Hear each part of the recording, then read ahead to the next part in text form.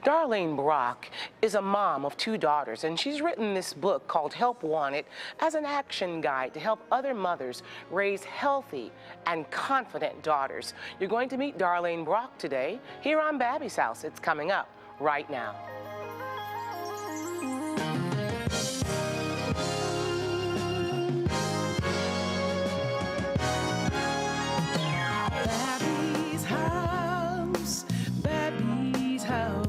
Every day is filled with possibility. At Babbie's house, Babbie's house, everybody is family. Welcome to Babbie's house.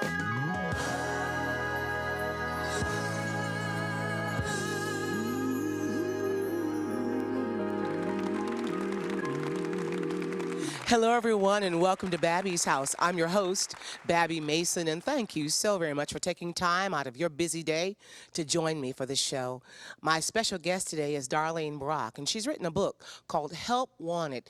It's an action guide, a manual really for moms who want to raise confident daughters, and Darlene should know because she's a mom of two beautiful daughters, and she is taking on this mission to help other mothers raise confident, healthy, and self-fulfilled daughters. Stay tuned. You're going to meet her in just a moment. But right now, I want to sing a song of encouragement for your heart. Jeremiah 29 tells us that God has a plan for you. It's a plan to prosper you and not to harm you. I pray that these words will really encourage your heart today.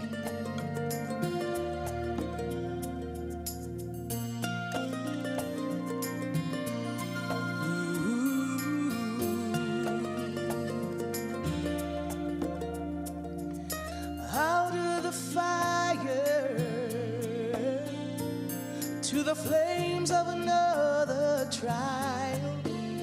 Do you feel like your heart has had all it can take, and nothing is there left to break? In the heat of the fire, He will pull you through. When you don't understand, He is tried and true. No matter the question, there is an answer for you. So when the rain falls hard and the storm winds come and you think it will never blow over, trouble under your feet, nothing over your head, and you'll find yourself running for cover. Oh, God has another plan. Oh, God has another plan.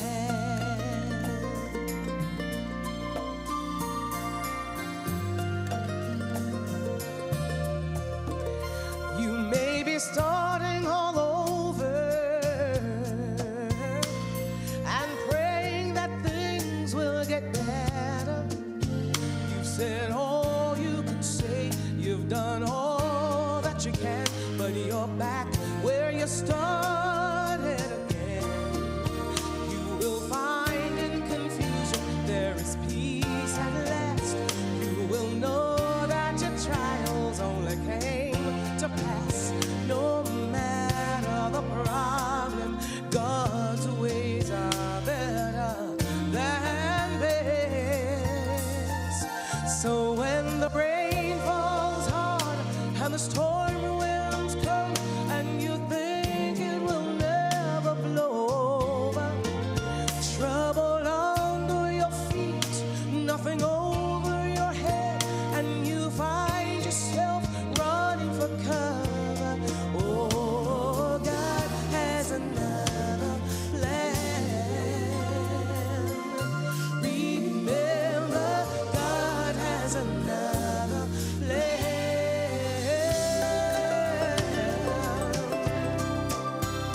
Oh, yes, He does. God has a plan. I really do believe it today. Oh, yes, I do. So when the rain falls hard and the storm winds come and you think it will never blow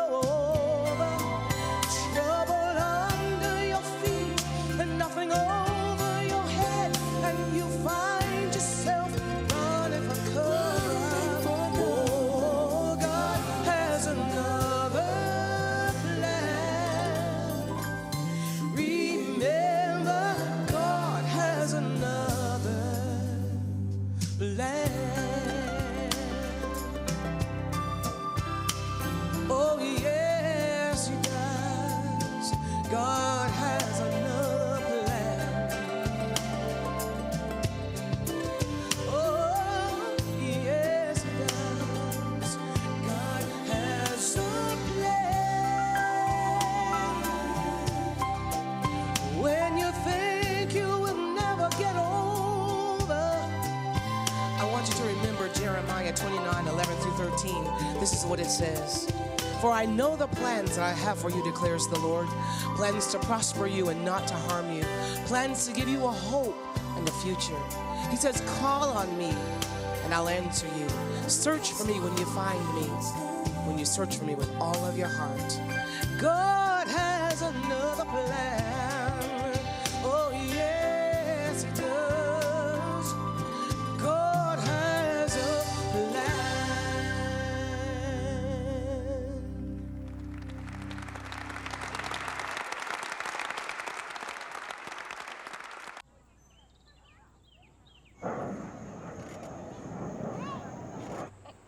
Ow, get off.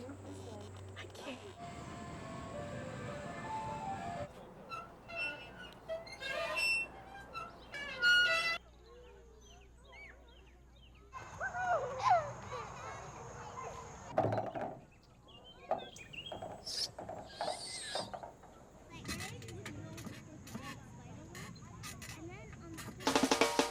From exploring Europe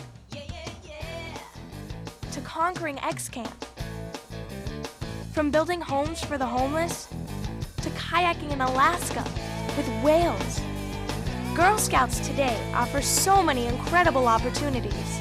The only problem you'll have is deciding what to do. So, what did you do today? What does it feel like when a woman is having a heart attack? It can feel like there's a ton of weight on your chest. You could also feel squeezing, pressure, or discomfort. Don't make excuses for these symptoms. Make the call to 911. You might also feel shortness of breath, so don't make up an excuse like you're out of shape. Make the call. Did you know feeling nauseous can also mean you're having a heart attack? Call 911. Breaking out in a cold sweat is another sign. Don't make excuses like it's menopause. Make the call. Feeling unusual fatigue is another sign. Call 911. And sudden dizziness or lightheadedness can mean a heart attack. Call 911. Unusual pain in your back, neck, jaw, one or both arms. Even pain in your upper stomach are symptoms of a heart attack. So don't make excuses. Make the call to 911 immediately. To learn more, visit womenshealth.gov/heartattack. And welcome back to the show. I'm happy to have as my guest today Darlene Brock. And Darlene has written a great book. It's a manual for moms with daughters, and it's called Help Wanted. And the subtitle, Moms Raising Daughters. And Darlene is the mom of 2 daughters, and it's her desire to help moms with their daughters to raise them into young, godly women with vision and purpose and self-fulfillment. So Darlene, thank you for being, Darlene? Yeah. Darlene, thanks for being here on Babbie's House. It's great to be here, Babbie. And so you've written this great book. Now, I don't have daughters, but I raised kids and Right. through, childhood and adolescence and into the young men. So I do know about raising kids. But from your, do you have sons or you just have 2 daughters? No, 2 daughters. I wanted boys. I didn't think I wanted girls. So, yeah. But you ended up with 2 beautiful daughters. did, yeah. And so I can just imagine that they're the inspiration for this book. They are. They are. Tell me personally, though, what really motivated you to write these things down?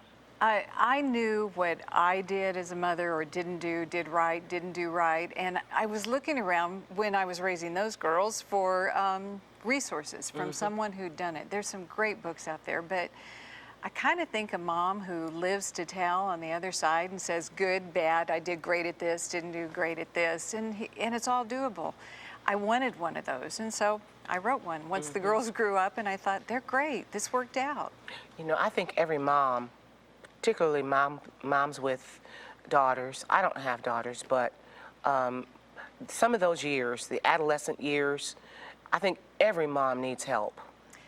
And oftentimes that help comes in the form of a person, a mentor, an older woman, your mother or a grandmother or a neighbor or somebody who can take your hand and say, baby, you need to do it this way, or let me help you. Yeah. Were there people, or are there people in your life who are actually mentors for you, and what's the importance of that? There absolutely were.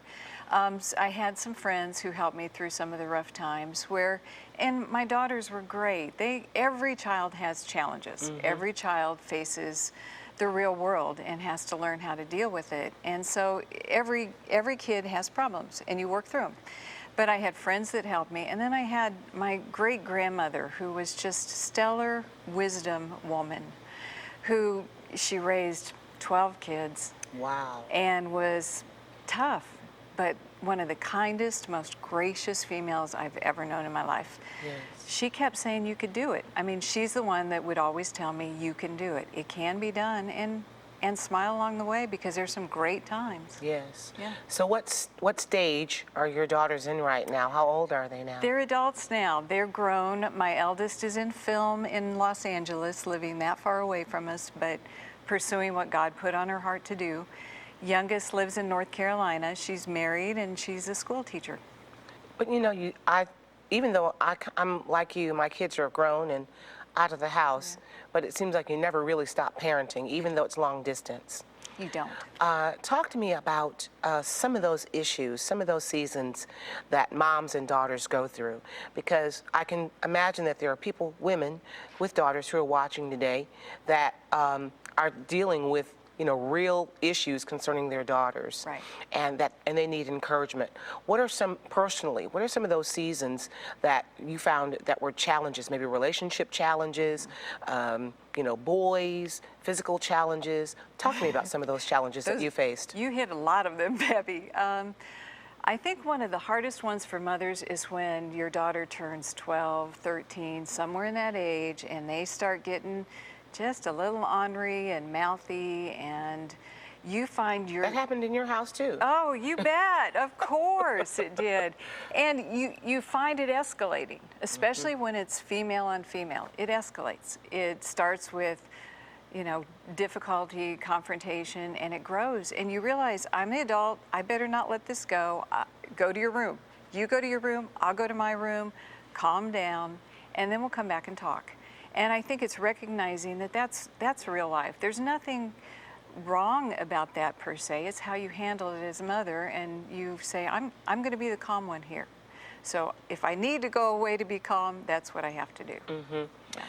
Talk to me about some of those spiritual challenges. In the season and the times in which we live, there are messages that girls are hearing from the media, messages that you're not thin enough, you're not smart enough, you'll never, it seems like it's kind of like a dangling carrot that's just out there, just beyond our reach. How do you encourage a young lady, a young woman in her middle school years? I taught middle school music for 8 years and encountered, girls who you're talking about entering into puberty, really trying to find their identity. How did you help your daughters, and how can moms who are raising daughters help girls to find their identity in Christ? It honestly starts way before middle school, and that is when they're little girls, and then you have to make them realize how treasured they are. How treasured they are by you, how treasured they are by their father. And a lot of little girls don't have fathers in the home, so you need to find an uncle or a grandfather or someone, because they need that male in their lives that can make them know, even from little girl on, that they're worth a lot. So important. It's so important, and they need to know that they're of value. And when it starts young, then when they get older, it's reinforcing it. And you really, the parents and the family really are the anchor to that. The influences come to every child. It doesn't matter if they're raised in the church or not. The influences are going to come. And it is absolutely, you're the one that says, no, you're a treasure. You are worth so much. Mm-hmm. When I was teaching school, one of the huge ingredients into relationships as far as girls were concerned, girl on girl, or as they're finding their friends and developing their personalities, was peer pressure. Yes. Talk to me about how you help your daughters navigate the rough waters of peer pressure.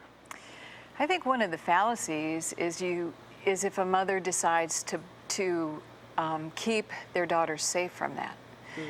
because you've got to let them feel some of the reality of the world. They've got to feel it. You talk about it. The biggest thing is keeping lines of communication open.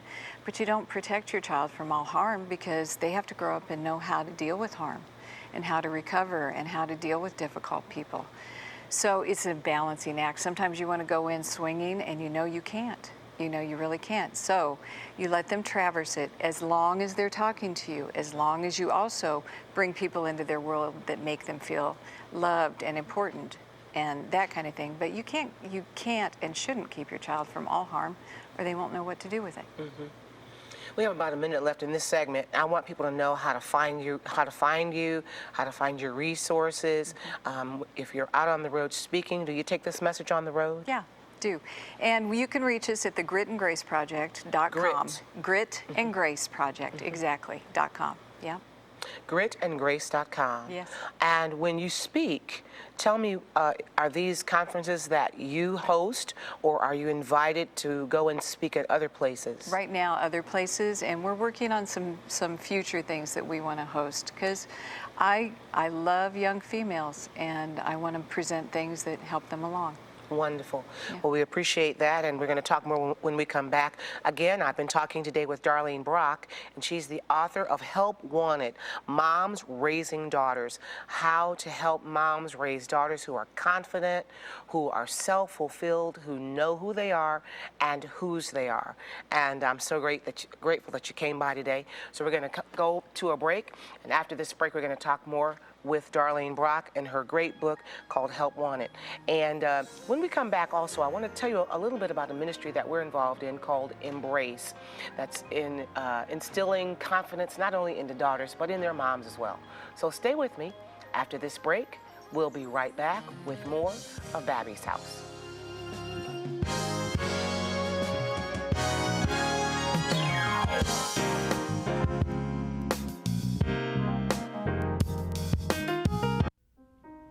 My bills are going through the roof.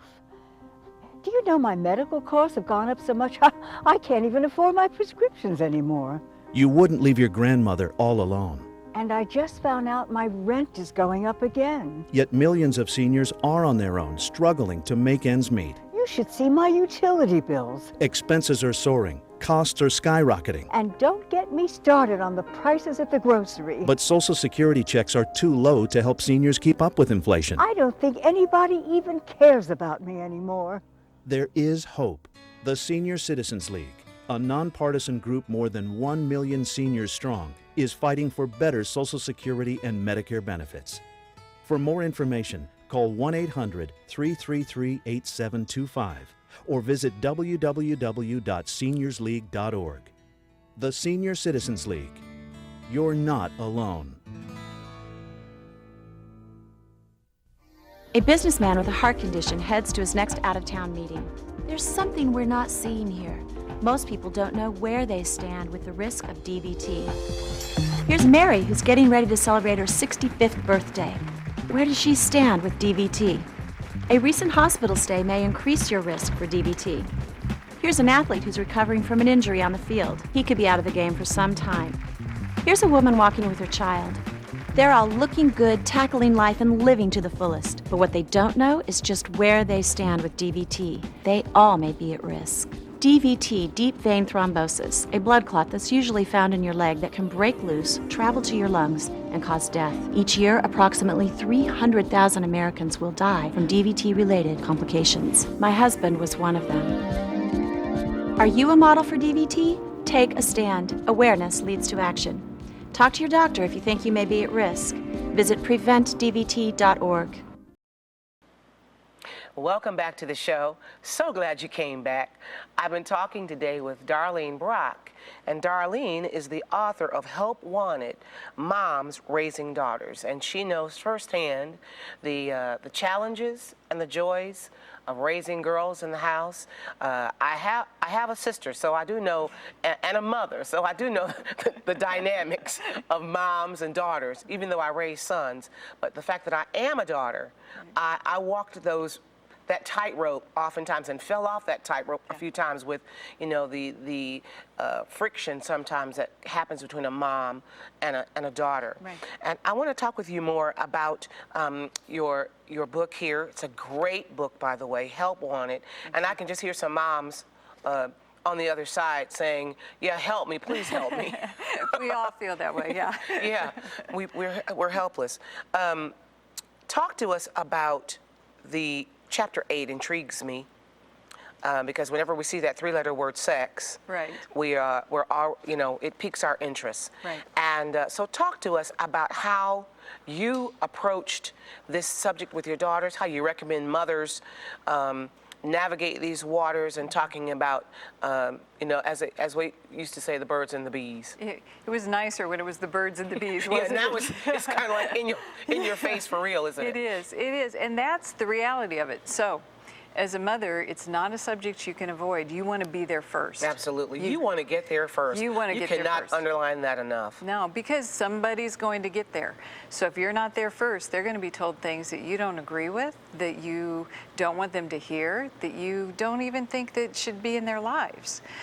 Sex is God's gift. Sex is a wonderful thing.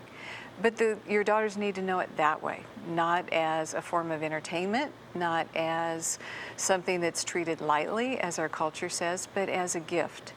And again, you have to be there first. My philosophy was answer anything, anytime, and trust me, there were some gulping moments, when they asked things that I thought, how in the world did you think about that one?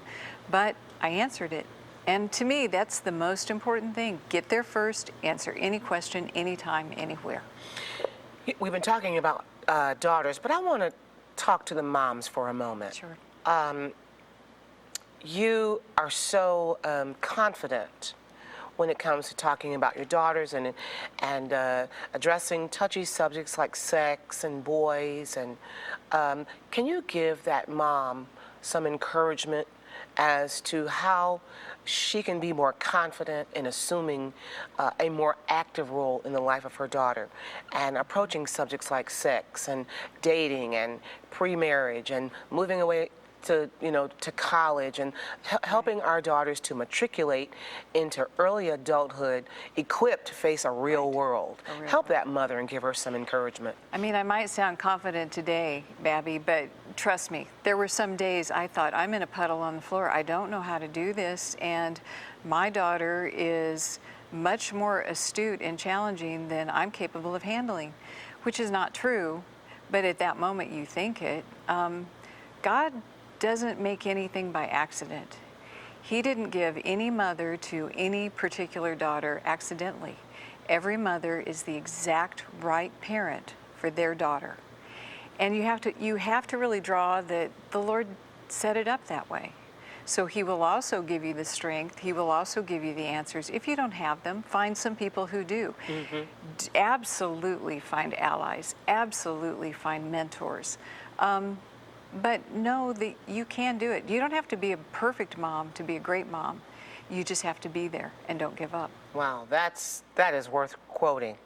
That's very, very powerful. One important aspect of raising daughters in this new millennium is helping our daughters with finances. It is.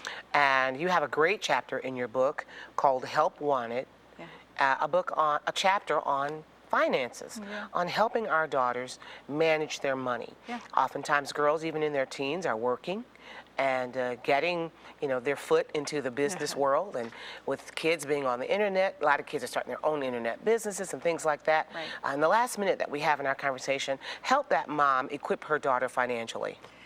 Do it. I tell a story of going on a vacation with our daughters. They were little. And I was tired of the, Mom, can I do this? Can I buy this? So we gave them X amount of dollars for the week. Don't care what you spend it on. You have a week's worth of money. This is all you get. Whatever you want to do, whatever you want to buy. 4 days into it, find out my youngest blew through all of it on a little machine that has the claw that picks up the little stuffed animals. She kept bringing them home, and we didn't realize she went through every red cent. So she wanted to buy something else. Well, I wasn't very courageous when she went to tears. My husband was. I went for cover, and he said, no more money. So she learned in that week I need to take an envelope for every day and put money in it. And by stretching it out, the next vacation, she could afford the entire week of events. So it's really taking the small lessons, because then they have to figure out how to do rent and insurance, and it's the same envelope philosophy that they did on vacation. Very good. Well, Darlene, thank you for coming by Babbie's house. And thank you again for this great book, Help Wanted, Moms Raising Daughters. And again, give us your website so we know how to find you. thegritandgraceproject.com. Very good. Once again, thank you so much. Thank you, Babbie. And thank you for joining me today. I'm really happy that you came by Babbie's house today to meet Darlene Brock. And also, we were talking about an event that our ministry here at Babbie Mason Ministries hosts. It's an event called Embrace. And Embrace is a 90-minute concert just for women. And during this concert, we encourage women that God loves you as if you were the only one to love. Every song, you'll hear the stories of other women. You'll meet some of the, you'll encounter some of the stories of women in the Bible and how Jesus changed their lives. And if he changed their lives, he can change your life as well. And so I want to encourage you, if you will, today, go to my website at babbie.com. You'll see lots of resources there. My brand new book called Embraced by God, which helps you to understand that God loves you just as much as he loves his own son. I have a brand new CD called Embrace, and that serves as the backdrop for the concert. If you're a pastor or a pastor's wife or a women's ministry director and you're looking for an event just for the women in your church, then Embrace, this concert, serves as a wonderful event for a ladies' night out or as a complement to your next women's retreat. So I'd love for you to contact me today at babbie.com. Let me know that you're there. Well, thank you so very much for watching today's show. It's always a great source of encouragement to hear from you. So while you're at the website, email me from the website and let me know that you've seen today's show. Well, God bless you. And thank you so very much for joining me here on Babbie's House. I'll see you next time.